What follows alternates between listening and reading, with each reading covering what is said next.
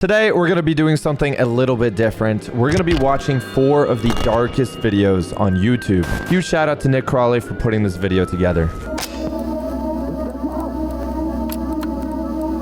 Ooh, the following videos... Okay, wait. Let me say this out loud before this video gets demonetized, okay? The following video contains scenes that may be upsetting and distressing for some. Topics include the following, okay? So viewer discretion is advised.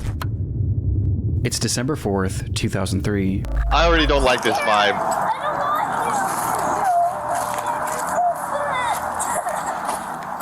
I'm gonna go try to get them to stop doing that. A police officer walking in a local park in Arlington, Virginia, is approached by a concerned family, claiming that someone in a nearby neighborhood had been shooting off a flare gun. The officer could hear it too, and following the sound, he eventually found himself at the home of 56-year-old James Yu. The man lived alone in his half of this duplex and was described by neighbors as a recluse known to exhibit unusual behavior. Wait, did they say a flare gun in a neighborhood? Wouldn't they see it though, like the flare in the sky?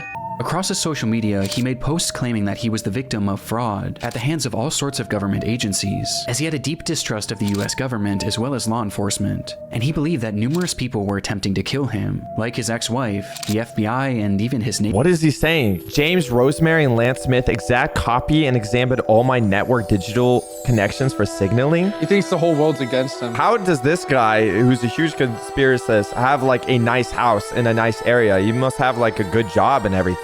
His posts seemed entirely nonsensical, and so did many of his actions.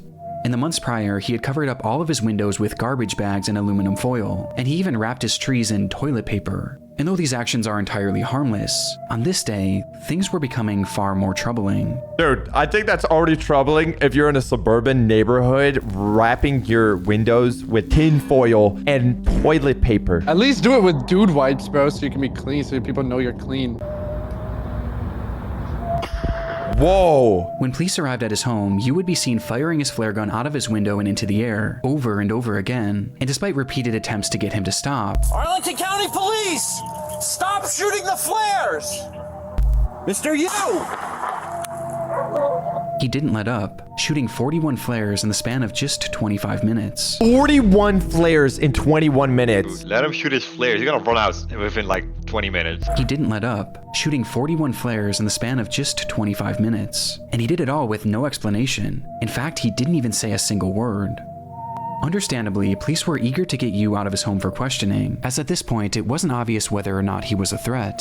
And so for hours and hours they called out to him, first asking and then demanding that he exit his home. But he has cool little Christmas lights though. I don't think that's his house. The cops are standing on the opposite side. I think this is his house right here, or maybe where the camera's facing. No way he would have some snowmen outside his house. James, Arlington Police, come to the front door with your hands up. Do it now. We have your building surrounded. But still, there was no response. Growing impatient and worried that Yu might be planning something, the police would eventually bring in a specialized vehicle to bust down the door and spray the inside of the home with gas, all in an attempt to draw Yu outside. James! I'm actually glad that they're doing this in this much precaution so no one actually gets hurt. Like, they're doing it with inside. It looks like a bulletproof vehicle, right? You know, I would feel bad if they just knocked on the door and something bad would happen. He's probably just trying to get in some fight with them. Wait, he is the one with the snowman outside his house. Stand away from your front door, James. And in response, Yu began firing once again. Only this time, he wasn't using flares.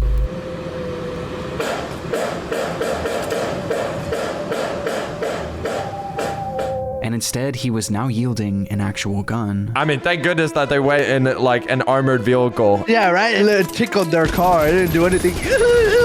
Thankfully, none of these shots connected, but with the situation becoming increasingly dangerous, the officers decided to fall back, as they carefully came up with a new plan for apprehending Yu. Though whatever they had been planning would never come to fruition. So that means he's gonna come out. He's definitely gonna come out, right? Maybe he says, I'm on timeout. You guys can't get me.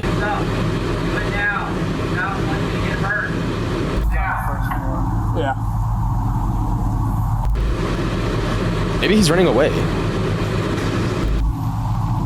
No reason. Oh, they're like in the bushes in the back. Maybe. Oh my god. Is that a bomb? Dude, his house was exploded. He just blew it up. Oh my god. Oh, the whole thing. So he was really trying to draw people inside, but they didn't go inside because they're not stupid.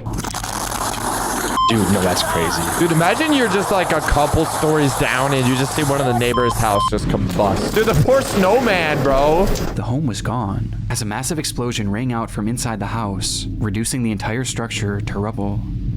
Inside the house, Yu had stored 55 gallons of gasoline in his basement, which he saved for that moment to ignite with... Wait, how much? 55 gallons, bro. 55? I mean, a normal car takes what, like... 15 to 20. This is at least 3 tanks of a regular car. Based on the footage, it's been theorized that Yu's actions were an attempt to lure police into his home so that he could then set off this explosion and take them all out along with his neighbors, as he genuinely believed that both parties were conspiring to kill him. Though somehow, when the smoke cleared, no civilians or police officers had so much as been injured.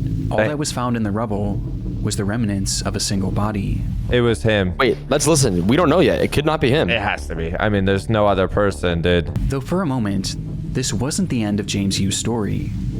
Before that body could be identified, reports across social media began emerging showing that James Yu was somehow still alive. I knew it. I knew it. I knew it. I knew it. I knew it. I knew it. Bro. After the blast, comments were being made on what appeared to be Yu's YouTube channel, where he stated that this whole thing was a cover-up and that he wasn't even inside the home when the standoff started, which, looking back, we never actually see him, and we also never hear his voice. Numerous posts pointing out this development would go viral and cause mass confusion about the story, which was only heightened when it was revealed that the body inside that building was in fact James Yu. Though in the end, it wasn't really as mysterious as some originally thought. Wait, so then he definitely scheduled them ahead. How can you schedule YouTube comments? Those were community posts, right? Oh, you can schedule community posts. Oh. As it turns out, the post showing these comments failed to realize that this wasn't actually Yu's account, and instead it had a completely different username, with the account likely having been created as nothing more than a hoax. To this day, though, there are some that still believe that this was all some sort of massive cover-up. But in reality, it just seems that this was the result of a man gripped by crippling paranoia and loneliness, with it all coming to a head in what has gone on to become one of YouTube's darkest videos. Ooh, Nick Crowley presents. This is only the start, bro? Yeah, this is the very beginning. I don't like this music, bro. I hate this, bro. Benny Backrooms type S. This is actually Benny Backrooms, dude. There Benny was really Backrooms, nothing bro. else like it. This obscure 27,000 square foot structure allowed visitors to enter into what must have felt like another dimension. It was an exhibit called Dream Space and was the creation of British artist Maurice Agus. Look at his teeth, bro. So are you telling me a British guy made the back rooms? Is that what's going on? A 74-year-old artistic visionary obsessed with the idea of creating large-scale surreal environments, and this was his magnum opus. The structure was inflatable, akin to a massive bounce house, and once inside, guests were confronted with a labyrinth of brightly colored walls and cells, twisting and turning into some sort of surreal maze that patrons were told to lose themselves in. This piece of art premiered back in 2004, and due to its inflatability, it was actually built to travel, making stops in major cities in the UK, before it was eventually set up at Riverside Park in Durham on the 22nd of June, 2006.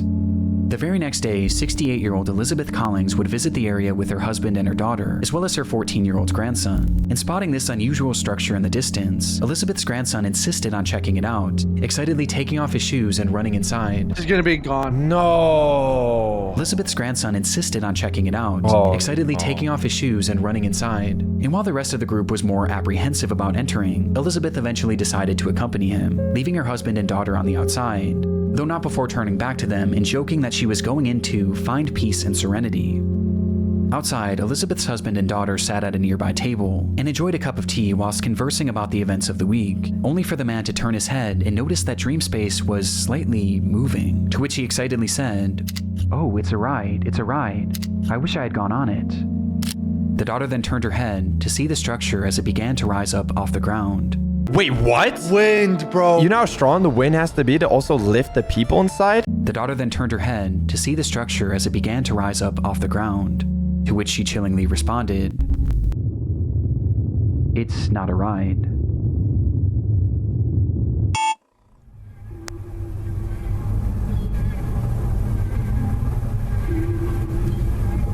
Oh my god. Oh, it's lifting. It's lifting. Oh my gosh. Are there people like coming in? Like you see people running in? Are they like panicking? Oh my gosh, dude's flipping. Yo, dude, that's bad. That's bad. That's really bad. Oh my gosh. Oh my god, wait. That's so bad.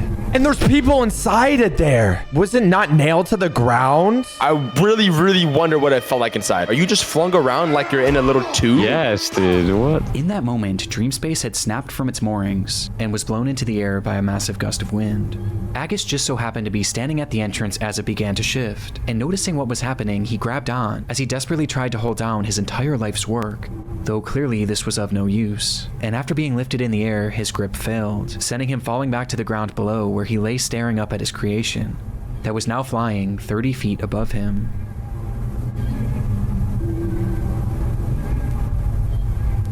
Dude, this is... How did he have the money for that? I mean, That's it's... horrifying. Inside, there were as many as 30 people who were now being thrashed around this giant inflatable structure in a scene that I truly can't even imagine. The claustrophobia of it, the dizzying colors, the screams, it's genuinely one of the most horrific scenarios I've ever heard. The inflatable structure was airborne for well over a minute, folding into itself before finally crashing back down into a parking lot, On a parking lot? You're basically hitting concrete like raw. leaving behind what was described by witnesses as a field of bodies.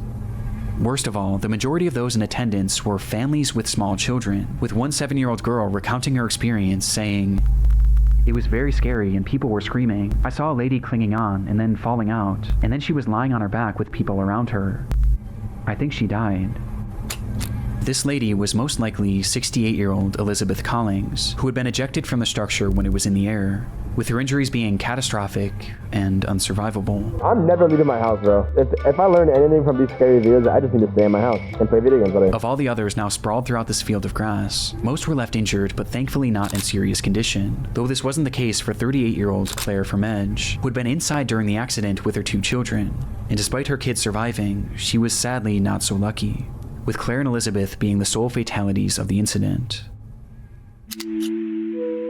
The video is terrifying, and though it's easy to say that this could have been so much worse, considering how many people were in Dreamspace at the time, the consequences were still catastrophic, as it devastated 2 families and likely left many others at the scene traumatized for life. But how could this have happened? Well, that day was particularly warm, which likely caused the air inside the structure to expand, causing a hot air balloon-like effect, which was then exacerbated by sudden strong gusts of wind, which eventually caused the structure to go airborne, as in the end, it just wasn't properly secured for the conditions. Soon after the incident, Maurice Agus was arrested for manslaughter, though he would ultimately only end up paying a small fine, as he vowed to never create a large work again.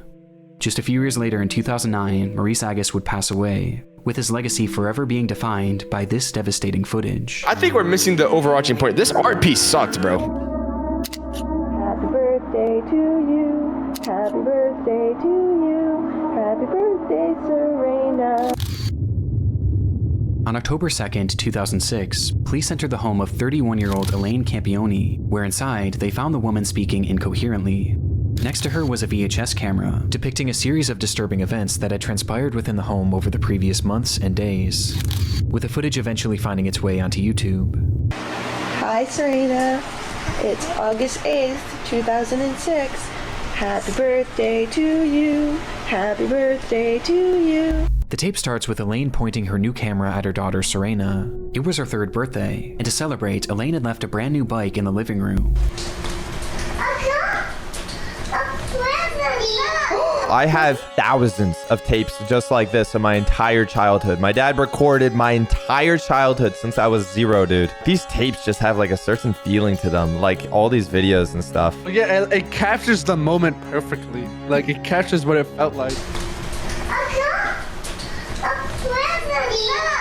What is it? It's a bike. Days later, the footage continues, showing Serena once again as Elaine asks, How does Mama love you?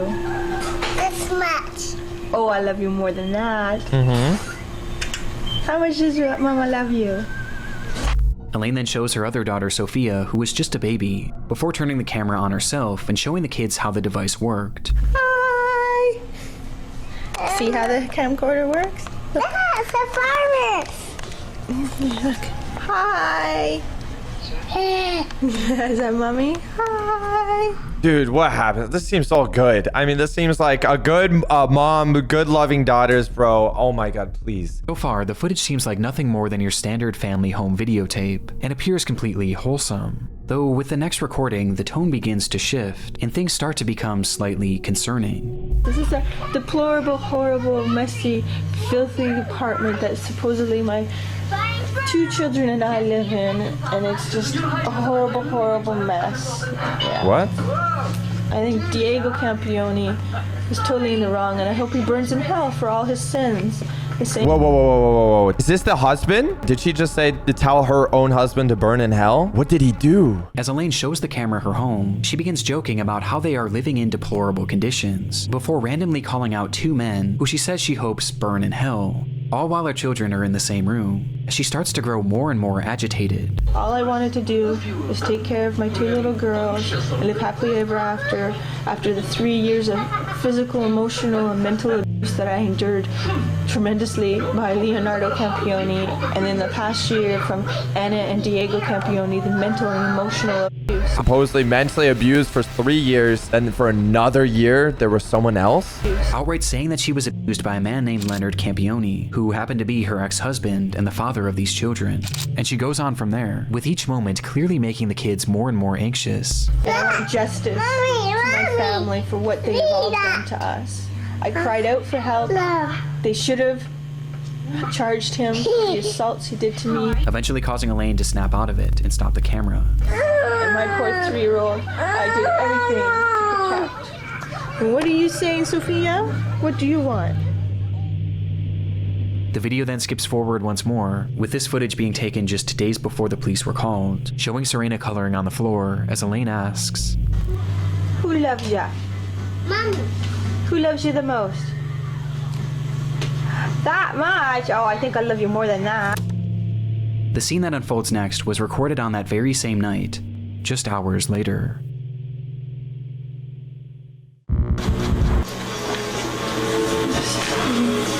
Recording this because Leo and I are very happy. Everything's gone.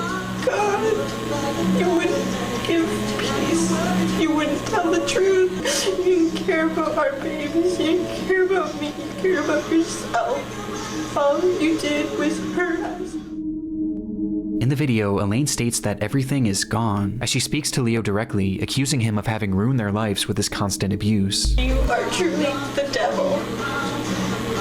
And I hate you. I hate you. I hate you. I hate you. I hate you. I hate you. And I want you to know how much I hate you. Disturbingly, the children were nowhere to be seen in this footage, with Elaine eventually addressing them by saying, God believes me. And God's taking care of them now. You're protected by God. Thank God. And thank Him. Because there's no way I could have them with you. Nothing's good enough for you. It has to always be your way. Well, they're good. And you can have it your way. Your wife and your daughters are dead now. We're all in heaven. She's talking what she's going to do. That's insane. According to Elaine, not only were her children gone, but she was too, as she stops the recording soon after. Despite saying this, the camera would actually start up one more time, where Elaine describes how she was still alive, despite having attempted to OD, which prompted her to call the police. When officers arrived at the home, both Serena and Sophia were found laying in her mother's bed, holding hands, and wrapped tightly in rosaries. Neither of them were alive. If she's willing to do this, how bad was the husband? Well, maybe he was trying to get custody. She must have been afraid, like what he would have done to them.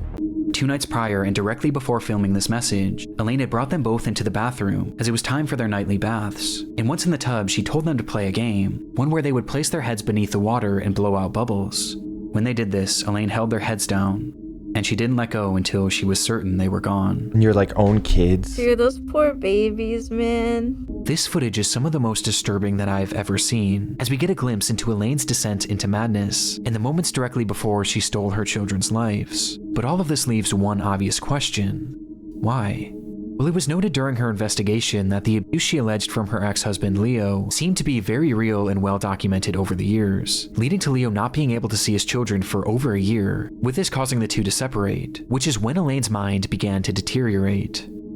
She began believing that people were following her and were going to kill her, with this fear of people eventually shifting to a fear of aliens, as she claimed to have seen them on numerous occasions, believing they were following her. Because of this fear, she refused to let her children out of her sight, not even allowing her own parents to look after them, causing her to become so attached to these children that she genuinely began to believe that they were all one entity, which made things incredibly concerning when she became and eventually attempted to take her own life. Despite Leo's more than troubled history, he had supposedly turned his life around in the years leading to this footage, and was eventually allowed to start visiting the children on a limited capacity. And seeing the children and seeing the way their mother was behaving, he began to grow incredibly concerned, and eventually attempted to gain full custody. And it was this bitter custody battle. Yep. Yeah. That's exactly what you said. Yeah. And it was this bitter custody battle that seemed to be the ultimate factor that led to Elaine ending the lives of her children. God's taking care of them now. He's protected by God, thank God. I thank Him. Because there's no way I could have them with you. Elaine Campione would be charged with 2 counts of murder and would eventually be sentenced to life in prison, with a possibility of parole after 25 years. Today, she's held in a minimum security prison, where she's free to leave once every weekend to attend church and other functions. Isn't that insane? This person's alive right now and walking around. Do we have the mental power to watch one more, dude? These are rough. Chapter 4. Road rage. Road rage. Dude, I've seen a lot of bad road rage. On April 18th, 2010, a 39-year-old man named Gavin Collins was released from the HMP Ranby prison in the UK. His freedom would last less than 24 hours, as the very next day he suffered a severe mental breakdown, the result of which was captured partially across several video recordings that later appeared on YouTube.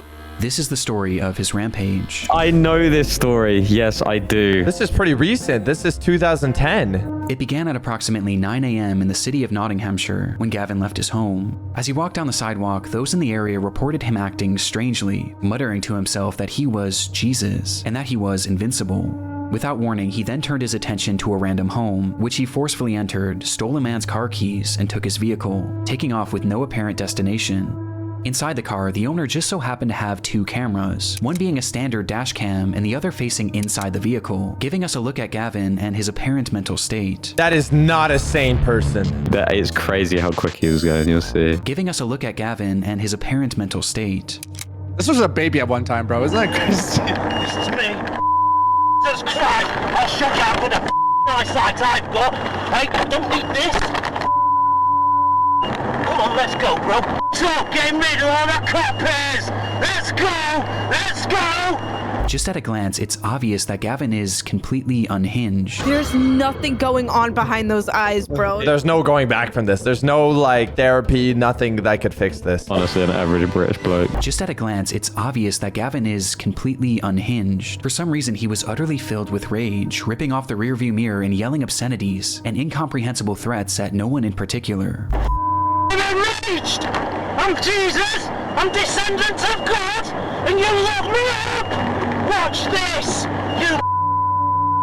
And most concerning of all is the speed in which he's traveling, as he starts driving faster and faster, swerving in and out of cars as he passes through busy residential areas, as he reaches speeds that have been estimated to be anywhere from 85 miles an hour to well over 120. 120 in a residential area? His eyes are like separating. They're bulging into my soul. Watch this now.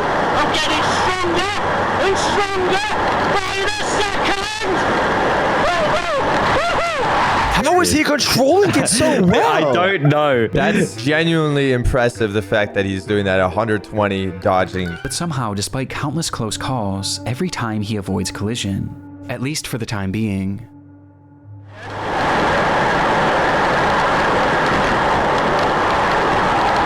He's gonna crash for sure. There's no way. There's no way. Yeah, I mean. There you go. Yeah. In an instant, Gavin smashes the vehicle into a brick home at full speed, with the impact being devastating. And yet somehow, through the destruction, Gavin was not only still alive, but completely unharmed, and also completely unfazed. He pulled himself from the wreckage and immediately turned his attention to a woman driving nearby, and within moments he had forced his way into the vehicle and was behind the wheel once again, continuing this deranged driving spree until once again he crashed. And much like the initial collision, he survived, walking away unscathed before turning his attention to another random home. He walked that off, did it again, walked off the next one, did it again. In pursuit of stealing his third vehicle, he grabbed a nearby concrete slab and began to smash through the home's doors, bloodying his hand in the process, before eventually making entry. Inside were a mother and her 2 children, one of which was 5 years old. Okay, it's no longer funny, dude. It's no longer funny, bro. Inside were a mother and her 2 children, one of which was 5 years old, and the other wasn't even a year. Gavin approached the terrified family, yelling and demanding that the mother give up her car keys, telling her that he was Jesus and that, "Because I am Jesus, I will kill you if you don't give me the keys." And without hesitation, she did as he said.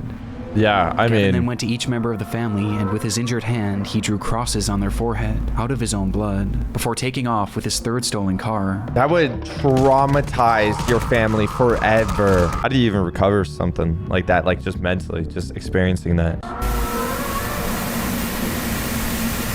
Yeah.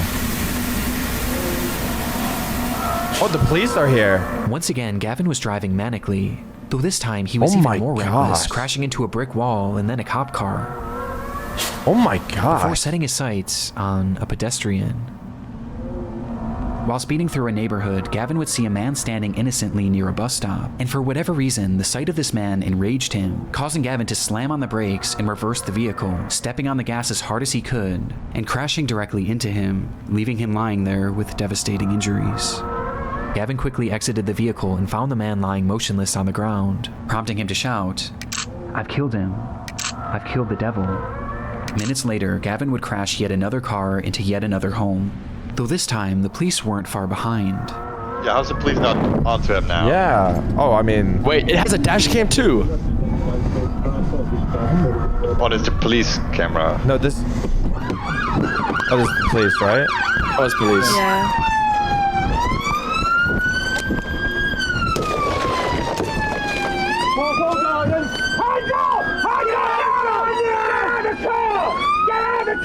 This way. I'll get him out. I'll get him out. Oh no! Get rid of that. Get rid of that. Do not move! Do not move! Get him out! Get him out! Finally bringing his disturbed driving spree to an end. The man that Gavin had struck was 87-year-old Terry Radford. Bro, was retired too? No, he ran him over. I hope he's okay, dude. The man that Gavin had struck was 87-year-old Terry Radford, a retired teacher whose injuries were catastrophic, No. with the man passing away soon after. Dude. According to his family, Terry was an incredible grandfather, father, and son. Oh. The footage is genuinely horrifying, but what's most shocking of all is the fact that any of this was even allowed to happen. Dude, okay. This is not a joke, but you know in Captain America, the enemy, the Red Skull? He looks like Red Skull. As stated previously, this was Gavin's very first day out of prison. Yeah, And based on the behavior he exhibited whilst in prison, he really should have never been released. Yeah, there's no way. There's no way this guy should be released. Behavior he exhibited whilst in prison, he really should have never been released. Oh my gosh. Gavin was granted an early release in March of 2019 for charges based around burglary, but just as he was set to be freed, it was discovered that he had submitted an adulterated drug test, which caused his case to be re-examined and resulted in his release being postponed. In response, Gavin lost his mind. Later that month, he assaulted a prison guard before spraying him with an unknown liquid that contained bleach, before proceeding to set his cell on fire and attacking another officer with a piece of wood.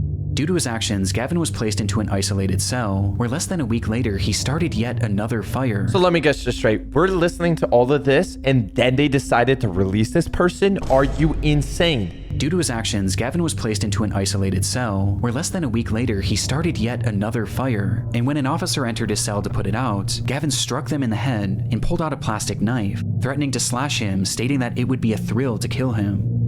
Gavin's stay in prison clearly hadn't rehabilitated him. In fact, it seemed to have made him more violent than ever before, and more mentally disturbed. Though shockingly, despite all of these additional crimes, Colin's release would go on to be approved less than 2 weeks later. Threatens to kill someone 2 weeks later. Oh yeah, you're good. With Gavin being set free on April 18th, and within just 24 hours, Terry Radford would be brutally killed.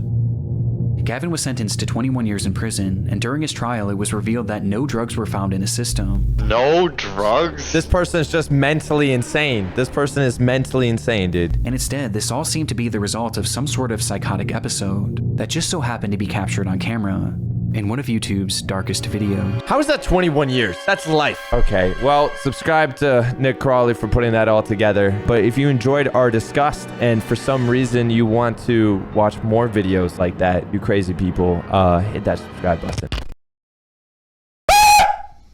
Did I jump scare you?